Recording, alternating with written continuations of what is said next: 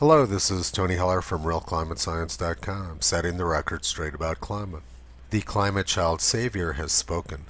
Nine News in Sydney, Australia tweeted, "The ring of fire around Sydney is as angry and as frightening as we've seen. 20,000 people are tonight in the path of the mega fire rolling down the Blue Mountains into the town of Lithgow."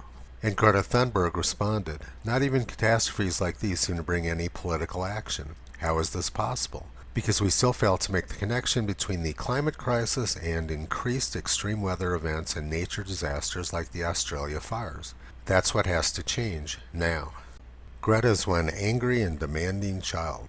It's pretty impressive how much nonsense she managed to pack into one tweet. First, she made an unsupported assumption that there are increased extreme weather events. Then she tied her first baseless assumption to another one.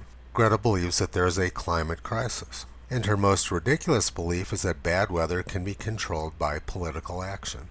Greta apparently missed the part where Nine News blamed the fires on arsonists. I'm not sure what arsonists have to do with climate change. Let's look now and see if there actually has been an increase in the number of bushfires in Australia. I did a search for bushfire in the National Library of Australia newspaper archives. These archives go back more than 200 years. The search returned more than 1.3 million results, more than 450,000 from New South Wales, more than 360,000 from Victoria, and almost 200,000 from Queensland. So there's nearly 500,000 references to bushfire in New South Wales newspaper archives. But Greta somehow determined that the most recent fire out of more than 450,000 was due to man-made climate change. On February 6, 1851, Melbourne was 117 degrees at 8 o'clock in the morning, and more than half of the state burned up that day. This was known as Black Thursday.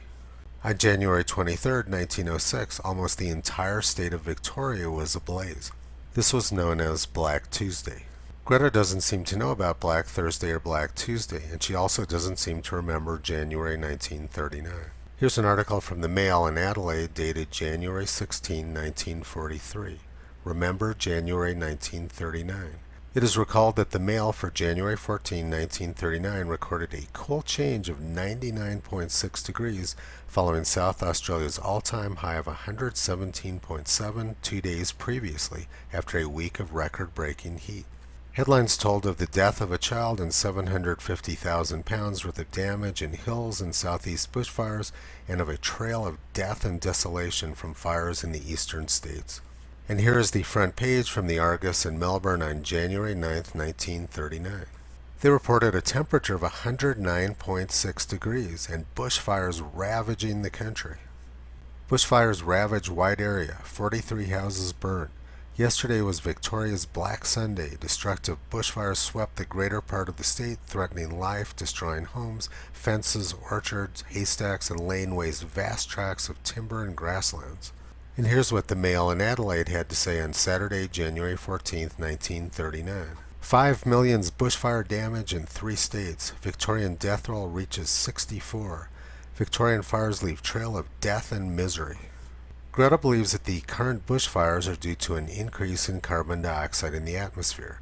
But Australia has always had bad bushfires, and there's no indication that the current ones are any worse than ones in the past. Greta's core belief that there's been an increase in extreme weather and it's due to man-made CO2 emissions are really nothing more than superstition. The historical record does not support her core belief. Now let's look at another one of her core beliefs. Greta believes that political action can control the amount of carbon dioxide in the atmosphere, and that will in turn control the climate. But history also shows us that that belief simply isn't true. This is a graph from NOAA of atmospheric CO2 going back to the year 1960. You can see that it's increasing exponentially. I've annotated on here the dates of past climate treaties: Montreal, Kyoto, Copenhagen, Paris. These treaties have no effect on atmospheric carbon dioxide levels. And the reason for this is very simple, because almost everyone in the world, including Greta, are completely dependent on fossil fuels for our day-to-day survival. We use fossil fuels for our heat, light, cooking, transportation, communications, and just about everything else we depend on. CO2 emissions from Asian countries has skyrocketed over the last 20 years. China is building hundreds of new coal-fired power plants. Their country needs them. Today's Wall Street Journal reported, in tougher times, China falls back on coal. China's efforts to wean itself off coal are losing steam as the world's biggest carbon emitter is putting economic growth and energy security above its ambitions to be a leader in combating climate change. I grew up surrounded by Western liberals. They always imagine that they control everything in the world, but the reality is that they have very little control over anything. China needs the energy they get from coal for their economy, and they're going to do whatever it takes to get it. Climate alarmists always want to blame other people for bad weather. Nobel Prize winner Paul Krugman predicted that the economy would collapse after Donald Trump was elected. Krugman also likes to blame bad weather on Donald Trump and climate skeptics. But this really isn't a new belief. In the 16th century, people blamed bad weather on witches, whom they accused of cooking the weather.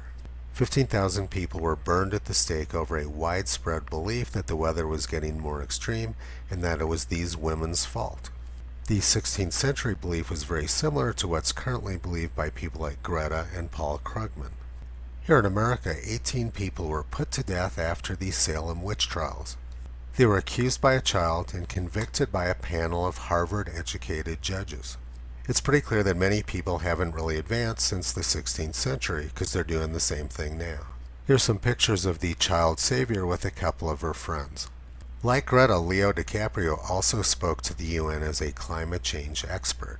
Leo likes to spend his time on his 450-foot diesel-powered yacht. And at the right is Greta with Arnold Schwarzenegger, who has one of the largest collections of Humvees in the world. Why anyone would care what these three people say about climate is beyond my comprehension. Nothing that Greta believes about climate has any basis in reality. But she demands political action. I don't know why she thinks she needs politicians, though. She has a huge following.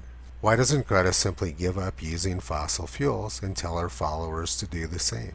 Lead by example, Greta, and solve the climate crisis. Instead of getting frustrated about politicians, why don't you just save the world yourself? But if you actually do want to learn something about climate, follow Toto on the web at realclimatescience.com. He's been pulling back the curtain on junk science and propaganda for a long time.